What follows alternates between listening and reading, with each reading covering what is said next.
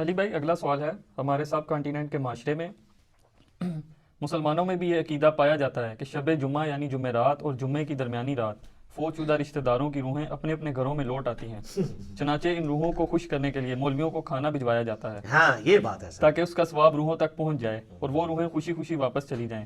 Please اس حوالے سے کوئی شرعی دلیل ہو تو بیان فرما دیں۔ شریعت کیسے کیا لینا دینا میرے بھائی، یہ تو بابوں کی کہانیاں ہیں. ہم اس پہ یہی کہیں گے، پہلے تو وہی عرض کریں گے کہ مرنے سے پہلے اے مسلمان کر لے اس پہ غور. کتابوں کا خدا اور ہے، بابوں کا خدا اور یہ تو ایک لائٹر موڈ میں نے بات کی. سورہ بنی اسرائیل کی آیت نمبر 36 ہے، جو 10 کمانڈمنٹس آئی ہیں ان میں سے 9th کمانڈ ہے وَلَا تَقْفُ مَا لَيْسَ لَكَ بِهِ عِلْمٌ إِنَّ السَّمْعَ وَالْبَصَرَ وَالْفُؤَادَ كُلُّ أُولَٰئِكَ كَانَ عَنْهُ مَسْئُولًا. انسان کسی چیز کی پیروی اس وقت تک مت کر جب تک کہ تجھے اس کے بارے میں ڈیفینیٹ علم نہ حاصل ہو جائے. بے شک کان، آنکھیں اور عقل، دل یا دماغ، کوئی بھی چیز، اس کے بارے میں تجھ سے پوچھا جائے گا کہ ان 3 انسٹرومنٹس کو استعمال کر کے تم نے حق بات تک پہنچنے کی کوشش کیوں نہیں کی. تو مجھے بتائیے، کیا ریویلڈ نالج میں جو کتاب و سنت کا علم ہے یا ایکوائرڈ نالج میں کہیں یہ بات ملتی ہے، یہ والی کہانی کے روحیں واپس آ جاتی ہیں؟ یہ تو ہندوؤں سے مستعار لیا گیا عقیدہ ہے. ان کے ہاں یہ آتما کا ایک کانسیپٹ ہے کہ جو بری آتما ہے وہ بھٹکتی رہتی ہے اور اچھی آتما جو ہے وہ پیس کے اندر چلی جاتی ہے. وہ تو جناب، وہ تو یہ کہتے ہیں زلزلہ بھی آتا ہے، گائے نے ایک سینگ کے اوپر اٹھایا ہوا ہے کیا نام ہے زمین کو، اور جب تھک جاتی دوسرے پہ. تو یہ ساری توہمات ہیں. کالی بلی راستہ کاٹ دے، نحوست ہے، توہمات ہیں. جوتی پہ جوتی چڑھ جائے، سفر لکھا ہوا ہے، توہمات میں سے ہے. کوا گھر کی منڈیر پہ بولے تو کوئی مہمان آنے کا پیش خیم ہے، یہ سب توہمات ہیں. رات کے وقت جھاڑو نہیں دے سکتے، ناخن نہیں کاٹ سکتے. اتنی تہمت پرستی جو ہے وہ چل رہی ہے ہمارے معاشرے کے اندر. چونکہ ہم لوگ ہندوؤں کے ساتھ رہے، لہذا یہ ساری باتیں وہیں سے آئی ہیں کہ روحیں واپس آ جاتی ہیں گھروں میں. کوئی روح نے ادھر آ کے کیا کرنا ہے؟ وہ تو سورۃ المطففین میں ہے کہ وہ علیین اور سجین کے اندر ہے. نیک روحیں جو ہے علیین میں، بری جو ہے سجین کے اندر ہے. ان کا اب اس دنیا کے ساتھ کیا لینا دینا ہے؟ ہر بندے کی ایک یونیک روح ہے، انڈیپینڈنٹ روح ہے، اس کا دوسرے کی روح کے ساتھ کوئی تعلق نہیں ہے. تو دوسرے کے جسم میں جانے کی بات ہی نہیں ہے، بھٹکنے کی بات ہی نہیں ہے. بیسیکلی شیاطین ہیں جو، اب چونکہ شیطان جو جنات کے اندر شیطان موجود ہیں ان کو تو ہم لوگ دیکھ نہیں سکتے، تو وہ مختلف قسم کی شکلیں دھار کے پبلکلی آ جاتے ہیں سامنے، تو لوگ سمجھتے ہیں یہ اسی بندے کی کوئی روح آ گئی ہے واپس. اس طریقے سے نہیں ہوتا، یہ بالکل جھوٹی باتیں. اسلام کا ایسے کوئی تعلق نہیں ہے. باقی جمعراتیں جو بیچتے ہیں وہ روٹی روزی ان کی چلنے دیں آپ. وہ جمعراتوں کی وجہ سے ہی تو یہ عقیدہ انہوں نے گھڑا ہوا ہے. ویسے ان کو بھی آپ جا کے ایک سائڈ پہ کر کے پوچھیں نا کہیں لکھا ہے تو کہیں گے ہے کوئی نہیں ہے، لیکن اصالے ثواب کے لیے ہمیں جمعرات دے دیا کریں. تو ٹھیک ہے، میت کی طرف سے صدقہ ہو سکتا ہے. میرا تو اس کے اوپر لیکچر ریکارڈڈ ہے، مسئلہ 74. میت کی طرف سے صدقہ اور خیرات کا ثواب اسے ملتا ہے. صحیح مسلم میں حدیث ہے کہ میت کو 3 اعمال کا ثواب پہنچتا ہے. نمبر 1 علم کی بات جو اس نے اپنی زندگی میں کی، اس کے مرنے کے بعد بھی اسے ثواب ملے گا، جیسے امام بخاری امام مسلم کو مل رہا ہے. دوسرا صدقہ جاریہ، جو اپنی زندگی میں کوئی نیکی کا کام کیا اس کے بعد بھی جاری رہا، اسے ثواب ملے گا. تیسرا نیک اولاد جو اس کے لیے دعا کرتی ہے.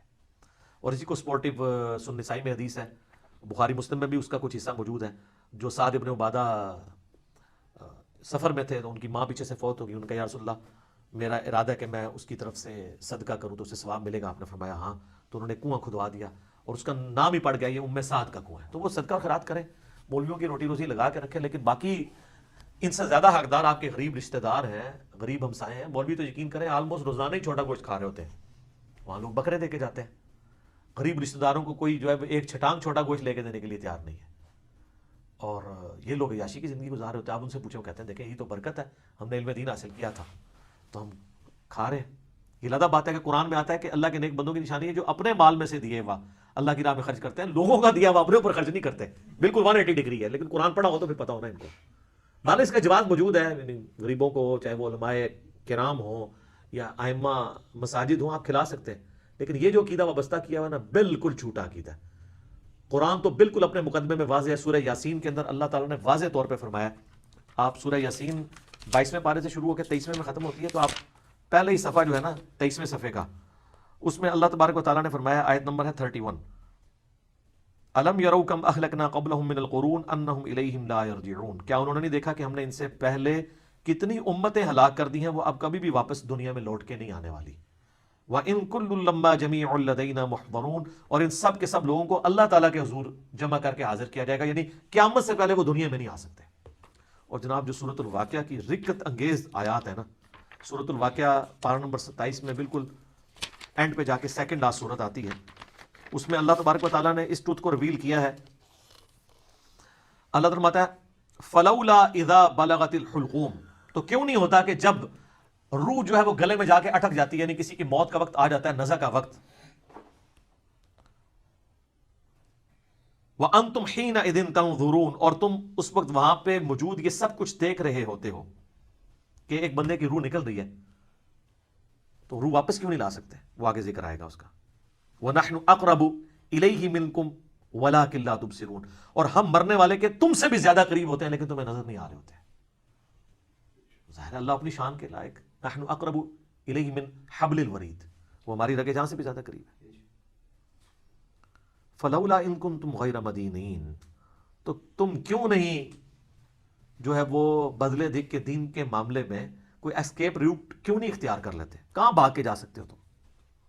ترجعونہا ان کنتم صادقین، تو لوٹا لو نا اس کی روح اگر تم سچے ہو تو، مرے ہو کو واپس لے آؤ.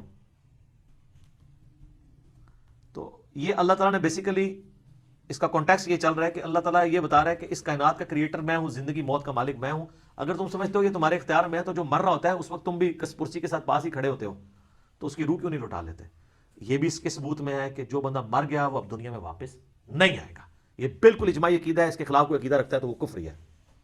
البتہ صحیح بخاری اور صحیح مسلم میں اشارتاً موجود ہے روح کا لوٹنا اس حوالے سے کہ وہ قبر کے اندر، جیسا کہ برزخی معاملہ ہمیں نہیں پتا کہ جب مردے کو دفنا کے جاتے ہیں تو وہ جانے والوں کے قدموں کی آہٹ بھی سنتا ہے تاکہ اس کی حسرت میں اضافہ ہو. اگر بدکار ہے اور نیکوکار ہے تو وہ خوش ہو جائے کہ میں اپنے مال اپنے ساتھ لے کے آیا تھا.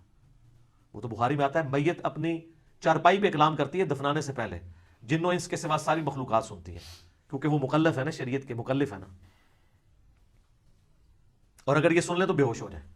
وہ کہتی ہے مجھے کدھر لے کے جا رہے ہو، اور نیک میت کہتی ہے مجھے جلدی جلدی اس طرف لے جاؤ. یہ جناب بڑا خطرناک معاملہ ہے. اللہم انی اعوذ بک من عذاب جہنم ومن عذاب القبر ومن فتنة المحیا والممات ومن شر فتنة المسیح الدجال.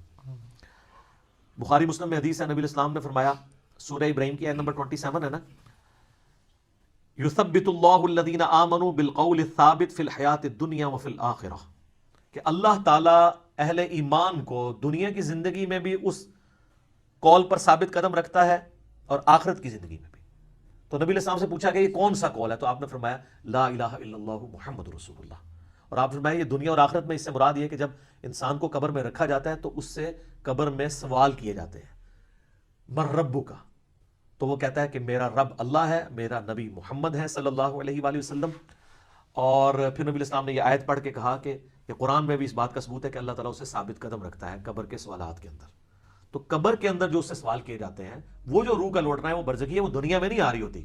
نہ اس کو کیمرہ لگا کے آبزرو کر سکتا ہے، یہ بھی ذرا ذہن میں رکھیے گا. کوئی آبزرو بھی نہیں کر سکتا، فرشتوں کو آبزرو نہیں کر سکتا. کیمرے یا یہ فزیکل ورلڈ کی چیزیں فزیکل انسٹرومنٹ سے آبزرو ہو سکتی ہیں، جو عالم برزخ کی چیزیں وہ آبزرو نہیں ہو سکتی ہیں. پھر بخاری مسلم میں حدیث ہے، نبی علیہ السلام نے فرمایا کہ قبر میں میرے بارے میں بھی پوچھا جاتا ہے، ما کنت تقول فی ھذا الرجل، اس مرد کے بارے میں تو کیا کہا کرتا تھا؟ وہ کہتا نہیں حضور دکھائے جاتے ہیں نا قبر میں. نہ، ابو داؤد میں الفاظ ہے الذی بعث فیکم، ہم اس مرد کی بات کر رہے ہیں جو تم میں مبعوث ہوا تھا. تو وہ کہتا ہے ہوا محمد رسول اللہ، وہ تو محمد تھے اللہ کے رسول. وہ تھرڈ پرسن کے سیغے میں خطاب کر رہا ہوتا، ورنہ تو وہ کہتا سیکنڈ پرسن میں کہتا ھذا محمد رسول اللہ، یہ اللہ کے رسول محمد ہے. کہتا وہ تو محمد رسول اللہ ہے. اس میں میرا کلپ بھی ہے نا، قبر میں 3 نہیں 4 سوال ہوں گے. ترمذی میں تو حدیث ہے مر ربو کا، ما دینو کا، من نبیو کا، تیرا رب کون، تیرا دین کیا، تیرا نبی کون. تو کدا مقلد، تو کہنا فڑکے دا، تیری کیڑی مسیتی، تیرا کیڑا بابا، اے کوئی نہیں بھائی، اے زمین دے اتے ہوتے ہیں، زمین دے اندر اللہ کا سکہ چلتا ہے.